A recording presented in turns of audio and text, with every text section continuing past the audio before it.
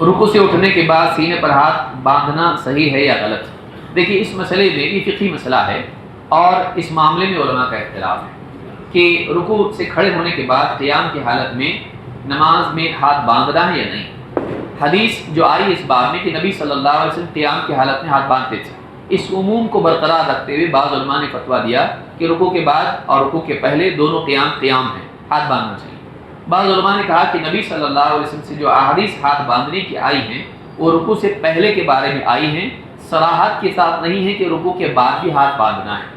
اور جن صحابہ نے آپ کا ہاتھ باندھنا ذکر کیا ہے رکوع سے پہلے تک ذکر کیا ہے، رکوع کے بعد اس کا دوبارہ تذکرہ نہیں کیا ہے، تو اب اس بنیاد پر شیخ البانی نے کہا کہ ہاتھ نہیں باندھنا چاہیے رکوع کے بعد، اور بہت سختی سے اس کا رد بھی کیا ہے۔ شیخ بن باز رکوع کے بعد ہاتھ باندھنے کے قائل ہیں، بہت سے حجاز کے علماء ہاتھ باندھتے ہیں۔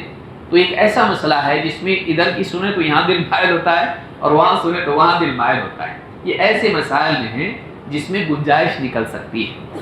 جس آدمی کا دل جس دلیل کی طرف مطمئن ہو وہ آدمی ایسا عمل کرے، اس پر کوئی لان تان کرنا، اس کو گمراہ قرار دینا یہ مناسب نہیں ہے۔ ہمارے نزدیک راجح یہ ہے کہ رکوع کے بعد ہاتھ چھوڑے جائیں، کیونکہ صراحت کے ساتھ اس میں ذکر حدیث میں نہیں ہے۔ مالک بن حویرث، وائل بن حجر، جو بھی حدیث اس باب میں آئی ہیں، رکوع کے بعد کسی بھی حدیث میں صراحت کے ساتھ ہاتھ باندھنے کا ذکر نہیں ہے۔